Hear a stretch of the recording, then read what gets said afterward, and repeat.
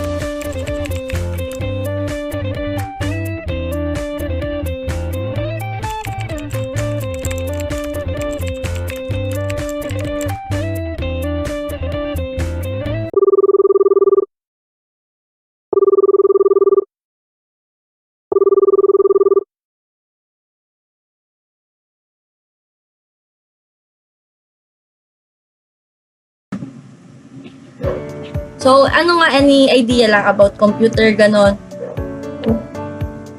Kayo, kung ano yung idea nyo about computer? Kahit ano, well, technically, computer, ginagamit lang naman yan, mga pang gaming, gano'n. O pwede mga panggamit sa pag-aaral. Kagaya ng ChatGPT, di ba? IT things, gano'n. Kayo, naisip nyo? Kayo, Vince. Ako lang computer ba? Parang yung computer parang brain na rin siya, like electronic brains. Yung computer kasi process siya ng information, tapos nag-execute din siya ng instruction na based sa binibigay ng users and programs. Si Ken, ikaw Ken, idea about computer. Para sa akin, ang computer ito ay isang device na ginagamit karamihan ng estudyante o mga mag-aaral. At hindi lang mag-aaral, katulad din ng mga guro na makakatulong para mapadali ang ating mga gawain sa araw-araw. Si Loren. Siguro para sa akin, yung computer tools na pwede magamit sa pag-store ng data sa information. Bilang IT naman, ano sa atin yung computer? Or ano para sa atin yung computer? Bilang IT. Hindi nakalimutan gamit para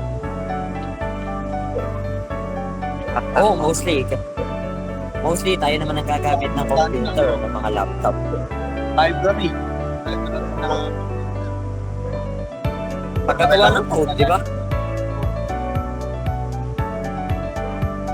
Pero mag-code sa cellphone. Oo. Hindi mo naman gamit. So, Ano, any idea? Wala na. Ala. Ganito na lang. Kasi Ano na lang, computer. gabala ko kasi gumawa ng vlog and then lalagay natin doon yung pros and cons ng computer. So, isasama ko na din kayo sa vlog ko. Sure, no problem. Basta mo mula ipopost. Additional information about computer. Think of a computer like a super-powered calculator that can follow really complex instructions. These instructions, called programs. Programs allow computers to do a wide range of tasks, from simple things like browsing the web to complicated tasks like designing buildings or creating special effects for movies. So, hi guys! It's me again. So, dahil tapos na nga yung call namin ng mga kaibigan ko at nakausap ko na sila about pa sa mga knowledge nila or kaalaman nila about sa computer, nangingi naman ako ng permiso kung pwede silang gumawa ng mga video nila na mag-explain naman about sa pros and cons ng isang computer.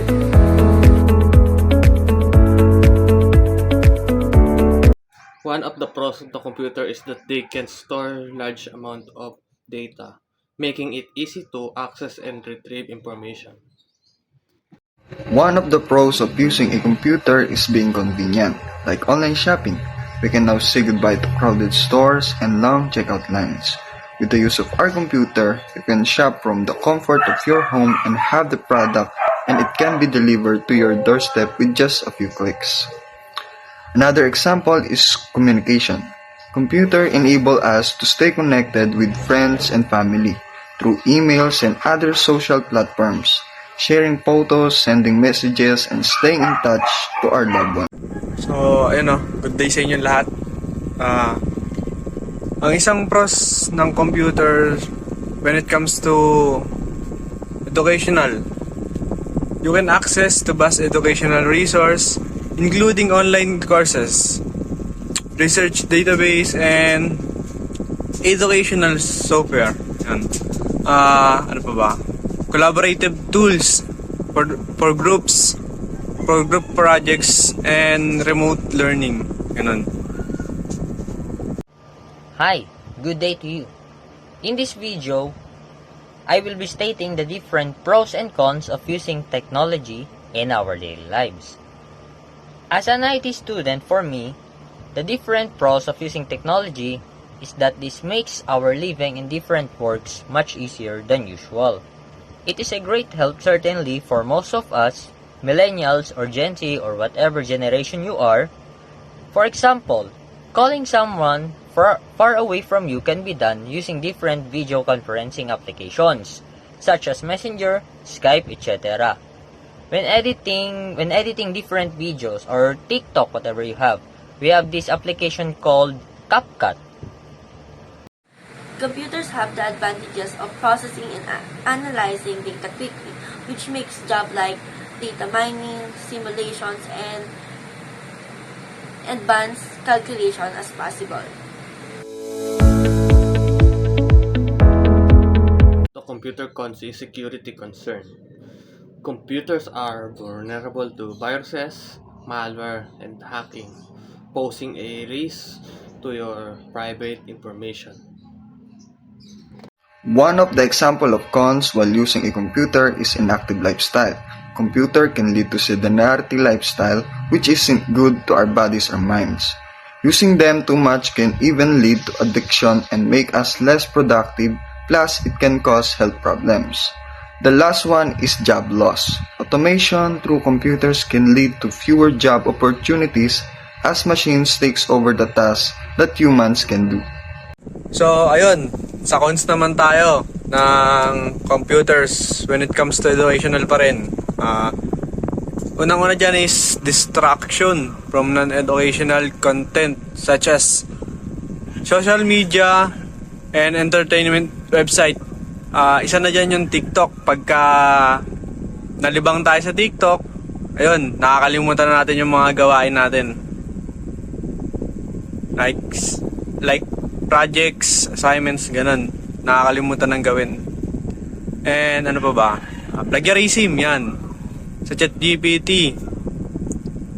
na ginagamit, halos lahat ginagamit yan para mapadali ang paggawa ng mga essay, ganon, mga projects. Yun lang. If we have the different pros of using technology, we also have the different cons of using technology in our daily lives. And such as the different cons of technology in using our daily lives is not all of us are capable of buying and have the knowledge on how to use the different technology that we have. Most of us know how to use different types of technology such as cell phones, calculators, or laptops, whatever we have. But in some cases, there are some people who doesn't have the capacity to cope up with the modern era. Not all of us have the knowledge or have the money to buy the different technology that we are using, such as laptops, cell phones, or different tablets, or whatever technology that can help you in using and make your living it easier.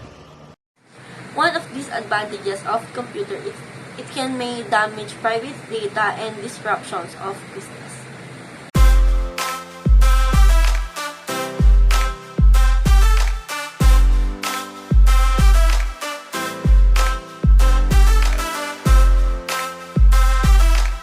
Also, don't forget to comment some of your thoughts and knowledge about what is computer advantages and disadvantages.